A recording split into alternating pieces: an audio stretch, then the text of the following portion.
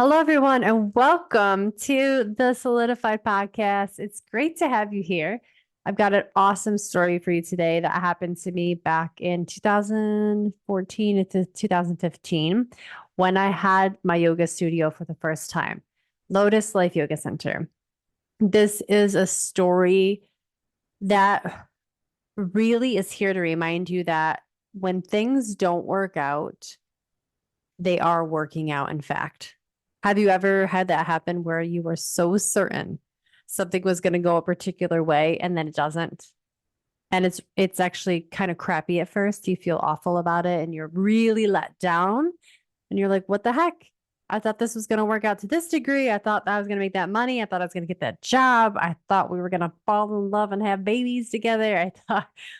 But life just doesn't work out like that sometimes. And ultimately, when you can look back and say, okay, that not working out is the reason I'm here right now, you understand that there's a larger working at large. There is a larger piece of the puzzle that we are part of that is moving us. There's a larger energy that's bringing us along in our lives. And when you really can feel that and hopefully feel that even more through this story I'm going to share with you, you can relax a little bit into knowing that even if something doesn't work out, it's working out.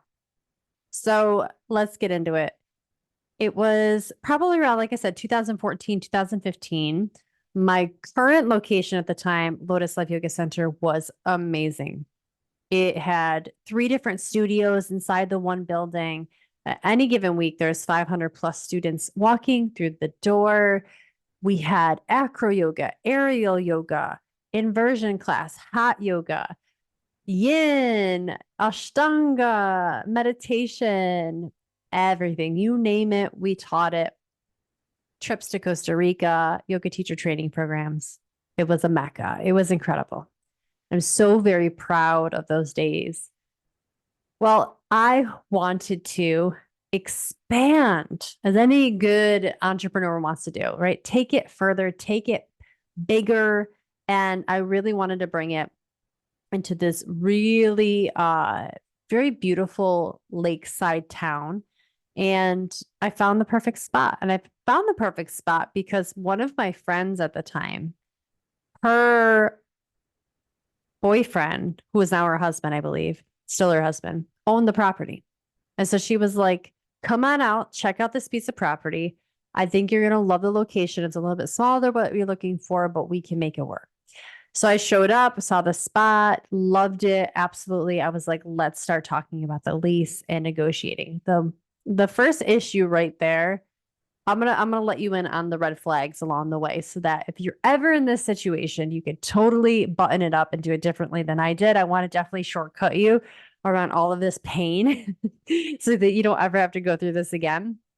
But the first thing is, don't have your friend ever negotiate for you. Don't have them be the moderator. Make sure you're talking directly to the landlord itself. But I really assumed that my friend had my best interests in mind.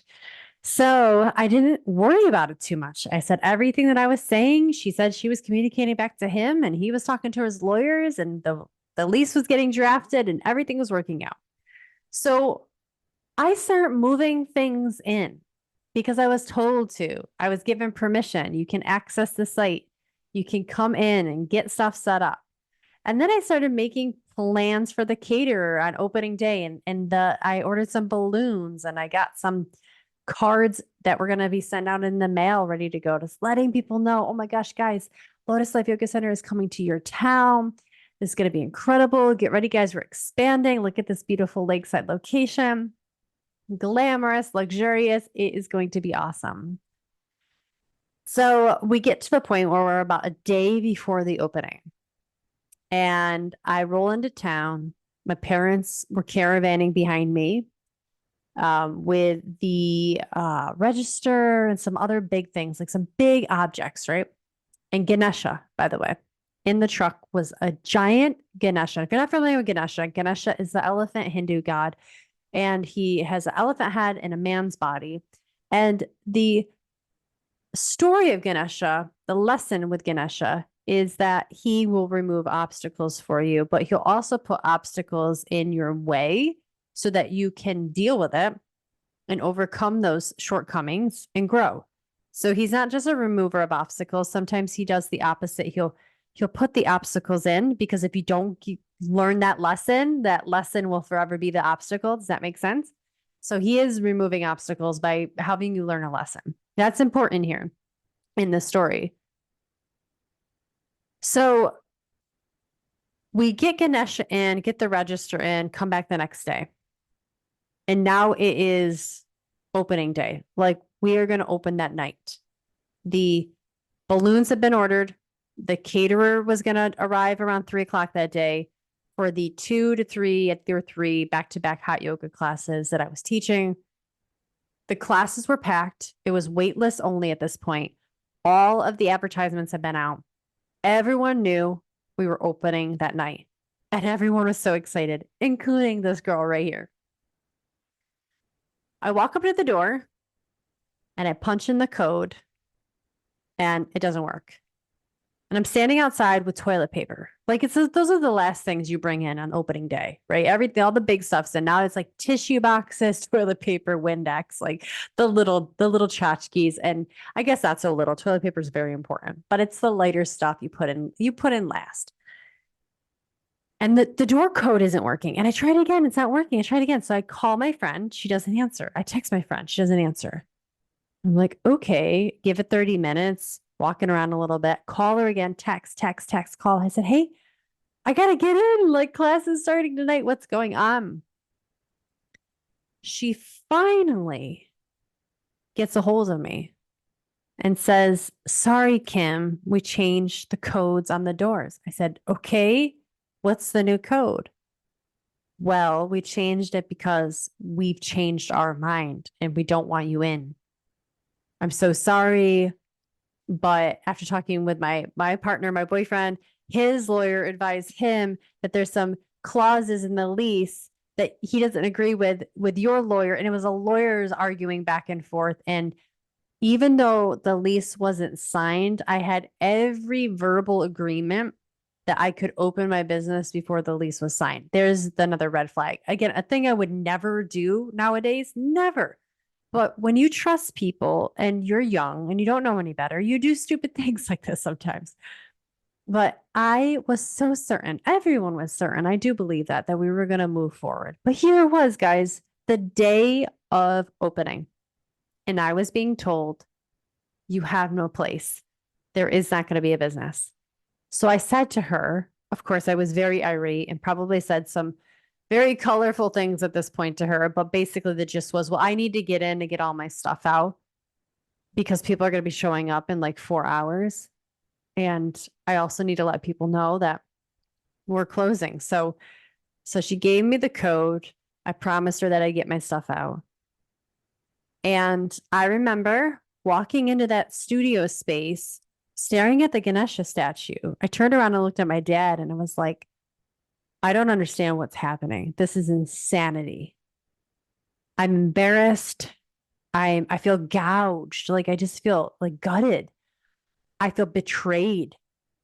My really good friend, like, how long does she know this? Why wouldn't she stand up for me? Like, all these questions going through my head about like, why is this happening? And so embarrassed because ultimately I had to let so many people down. I stared at the statue and I turned to my dad and I asked, I thought Ganesha was supposed to be removing obstacles. And my dad, without skipping a beat, looked at me and said, this place was the obstacle, Kim. You dodged a bullet. And he was right. Opening that location with those two people who were willing to pull the rug out on my own business, to do that to me 4 hours before my opening when they knew well in advance, those were crappy people. Those were people that clearly did not have my best interests in mind. Best case scenario is you let someone know several days in advance. You let your lawyers know, hey, we need to get back to her sooner. if there's going to be an issue, she's opening on Thursday or Friday, whatever it was. You don't get back to someone 4 hours before they open. That is just absolute garbage. But they did. And fast forward, there were several other interactions that happened with those people, not specifically to me, but other things that I heard down the road. And, sometimes life is looking out for you.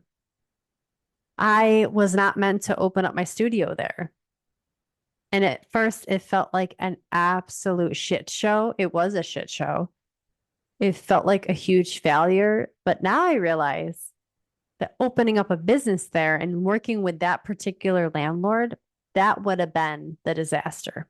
That would have been a huge headache. And now when I look back, the lease was incredibly expensive. The rent was nuts. I shouldn't have trusted my friend to do all the mediation for me. And I never should have moved anything in until that lease was signed. It was so naive of me. But sometimes, you know what? You just gotta do what you think is right. And you'll learn after the fact whether it was. And I'm really proud of myself for going through with that and trying and doing my absolute best. And that's something that I can always rely upon, is knowing that if I want something bad enough, I will see it through to my best of my ability to the very end. It doesn't always mean that other people will. And I want you to think about your life right now. Where is it that you may be? One, like, let's heed my message. Where are you making a business decision too personal and not buttoning up the seams where they should be? Does there need to be a contract in place? Should you be talking about money? Should you be talking about terms and conditions? Even though that person that you're in business with is your friend, ultimately you end up protecting each other and keeping the friendship intact if you can talk about the tough things. What's tougher is actually you guys like not having a friendship. So if there's some relationship you're in right now and you guys are in business together, talk about those things. Make space for the professional things. Keep your personal out of it, because actually business is business. And I learned the hard lesson of really letting personal relationships come in and pretending that that was business, but it wasn't. So that's one lesson to think about. Where could you level up your professionalism and really like level up the energy of, I'm a business owner. I'm a CEO of my company. I'm a passion project owner with another 9-to-5 job. Yeah, but still this side hustle means a lot to me and I'm serious about it. So let's level up the standards of my business. And the other lesson here that I would love for you to reflect on is, where are you being shown right now in your life, perhaps, that something isn't working? And you're reading it as, I'm failing, this must work, when really life is saying to you, no, you don't get it. You're better off not doing this. You're better off not pushing and flowing with it instead. Because quite honestly, life, you are always looking out for you. If you are always focused on what you want, you are absolutely going to find that life's going to mirror that back. So trust it. Even if it looks like things are falling apart, even if you need to cancel the caterer, which I had to do, cancel the balloons, tuck my tail between my legs, call everyone, email everyone, let everyone know that I'm so sorry, but the studio will not be opening indefinitely in this area, and be like, whatever, a joke at that point to people. But honestly, getting over it, if you have to go through that, go through it. Sometimes things don't work out, but they end up working out so much better after they don't. Things not working out are things working out. And you've got to trust that. So I hope that my personal story gives you some peace of mind if you're going through something challenging, to trust it. You're going to look back. You're going to see that that no was actually a yes. That cancel, that rejection was really meant to put you on your true path and to protect you in many ways. So learn from it. And if you're in some sort of professional relationship that feels a bit personal, heed this warning, make it professional, keep your personal out of it, do what you need to do your due diligence, dot your I's, cross your T's, do the paperwork, talk about it. Don't ever move in until you sign a lease. Don't let your friend do the negotiation. Really, I went through that so I could tell you what not to do. And then the other side of this is trust how your life is unfolding. The no's are really yeses and allowing you to redirect on the right path. Guys, I have so much more to offer you, these stories and beyond, because I've been in business for 20 plus years as an entrepreneur. And the doors to something very special are opening.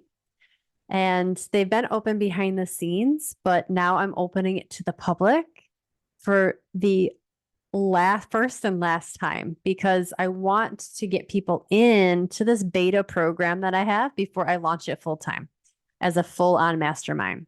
Right now, the doors are open to the Quantum Mini Mind. The Quantum Mini Mind is a 6-month container that runs synchronously, runs parallel with the Diamond Frequency University, the foundation level. This is sort of like you got the foundation level, which is for the newer entrepreneur, and doors closed for that. They've already closed by the time this episode's out. The doors are closed. But now on top of that floats a mini mind. And a mini mind is meant for a smaller group of women to come together who all have a certain level of expertise and drive and coach each other, give each other tips and advice. And then when I come through every week, every other week we meet, but there's a curriculum, there's a rhythm, there's objectives. And every single time we meet, your business and you are getting the spotlight. We're talking about the projects that you want to do.